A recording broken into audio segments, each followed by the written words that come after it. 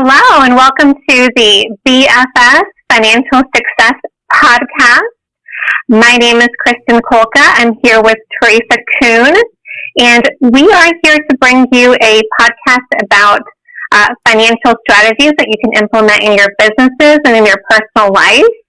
Today, our topic is home mortgages. Does it ever make sense to pay down your mortgage? And the myth of home ownership. So, Teresa, welcome to the podcast. Thank you so much, Kristen. It's a pleasure to be here with the BFS community. And as you know, one of the most frequent questions we get asked in our financial services practice is, should I pay off my mortgage or should I accelerate the payments of my mortgage? And sometimes we even get asked, should we buy a home, right? Does it make sense to own a home? Real estate prices are really high. We're concerned about 2008 again. So want to address those issues today. So we're going to talk about home ownership and the myths around it. And then talk about the acceleration of payments of home ownership, and is there a better way of doing that? So you ready, Kristen? I'm ready. Okay, perfect. So what are some of the myths around home ownership? One is that owning a home is always better than renting.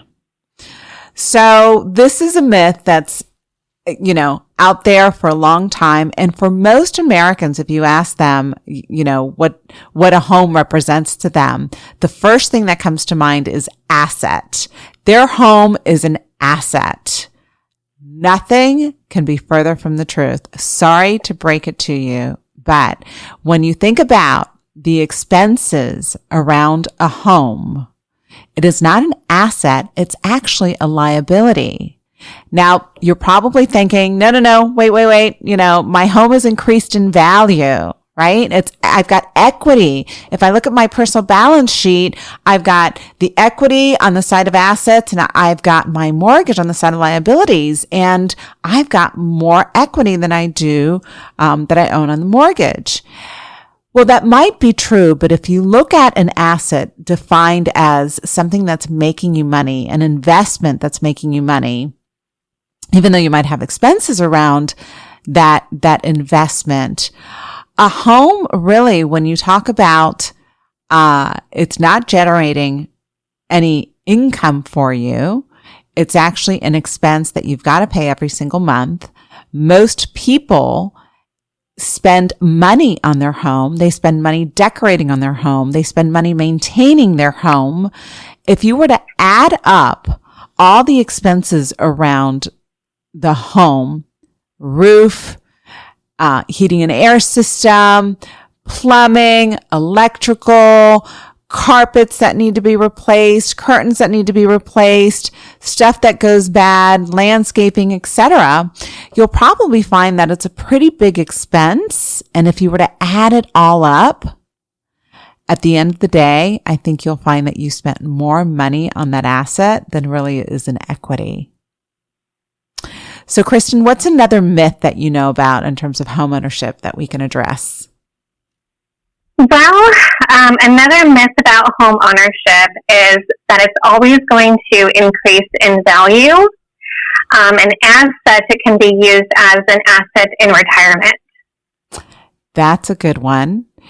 And those that were around in 2005 to about 2012, 13, and maybe even today, there are parts of the country today that home prices have not gone up. And if they've gone up, they haven't gone up as much as they thought it would. So people who bought long before the recession, right? Property values dropped pretty significantly. And over time, maybe they've caught up to what they've paid. And in different markets, like the market I'm in, Austin, that's certainly a different story. Texas real estate has experienced an amazing growth, but that's because a lot of people want to live in Texas. But a lot of other parts of the country, that is not necessarily so. So would have renting made more sense for someone, right? Some people say, no way. Other people say, I would have been way ahead renting if I had not bought my home. But there are myths Absolutely. around renting too, right? So what are one of the myths around renting? A myth around renting, of course, you're not building equity in that place that you're renting. It's owned by someone else. Rents can increase. It costs money to move. Yes. And one that I hear often is, well, I don't have to pay property taxes and homeowners insurance, right? If I'm renting. Well, you'll have renter's insurance, but property taxes, sometimes unless you're in a really competitive renter's market, the landlord is going to raise their rent based on their taxes going up. And if someone were young and starting out in their career, maybe, 20s, 30s, if you buy a home and don't convert it into an investment in the future, it really becomes an anchor. It limits your freedom. It limits where you can go if you want to chase your career. So that's another myth I think that's out there, that owning a home gives you a lot of freedom to do whatever you want. Actually, it becomes more of an anchor. From a budget perspective, Kristen, I know you know this answer. What does home ownership do to someone's budget? Unless they've got a lot of money left over at the end of the month, what does it do to a budget? Well, if there is an emergency that comes up, it can destroy your budget if you don't have emergency funds saved or set aside. Yes, there are expenses that come up, and if it's not in your budget and you don't have proper reserves, that's it. It's ruined your budget. And so what do people do? They go to debt. They'll have to go to their credit card debt. And if they do have some equity, they'll get an equity line of credit, which puts them on the same, that's a similar issue, right? At least it's a better debt than a credit card, but they're eating up their equity with a loan to maintain their house. So unless you've got a lot of reserves, we recommend that you rent, keep your expenses at a certain level below your income. When you get a raise, that difference, that gap goes to savings and other types of investments. And only when you're really, really liquid and you have a lot of money and you're settled in an area should you consider buying a home. And for many couples, especially when the wife gets pregnant, this is not a sexist thing. It's just reality. Women like to nest, and especially when they're pregnant or they have children, it's really, really important for them to have, a home base. And so we can put numbers to the whole home ownership conversation, but many, many times it comes down to the emotional security that someone feels when they own their home. And at the end of the day, we make very emotional decisions, buying decisions, including investing. And we justify it with numbers, right? But the numbers many times can't justify home ownership. But the BFS community knows that we work with the Battleship Plan, which is a specially designed whole life insurance policy.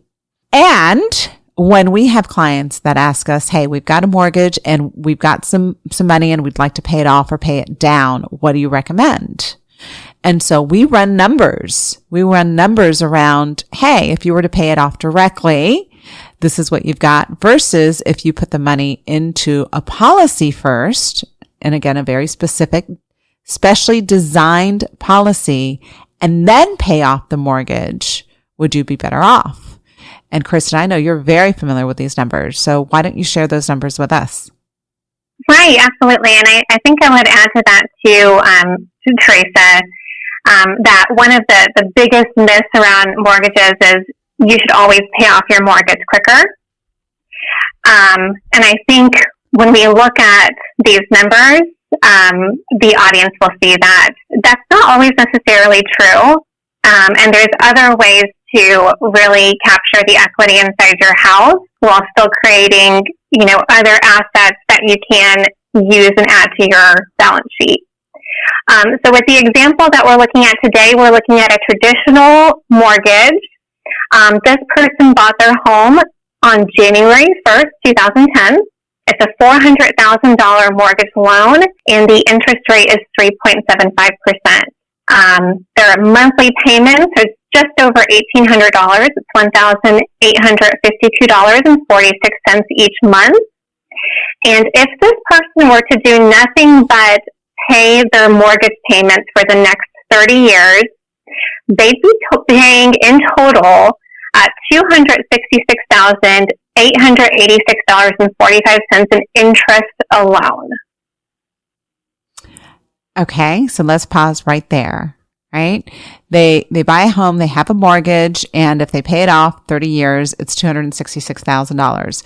Well, that $266,000 right off the bat, you say, well, of course, you got to pay that down faster because look how much money you're going to be saving in interest, right?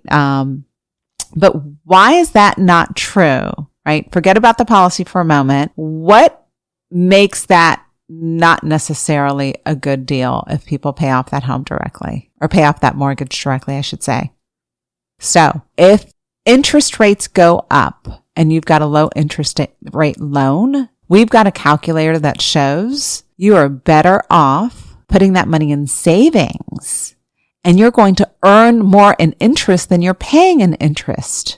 And so immediately you're thinking, well, if I have a 4% mortgage, I've got to be earning at least something above 4% to make that math work. And no, you can be earning 2% on your money, and it equals the interest that you'd be paying on a 4% over the life, because interest paid is on a declining balance versus interest earned is on an increasing balance. So the compounding on a 2% savings account is working on your behalf, versus as you're paying down your mortgage, that interest cost is going down.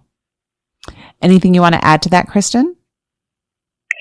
I think that's a great point. And I think when people see those numbers, it just blows your mind, because everyone is familiar with the power of compounded interest when it comes to an increasing balance.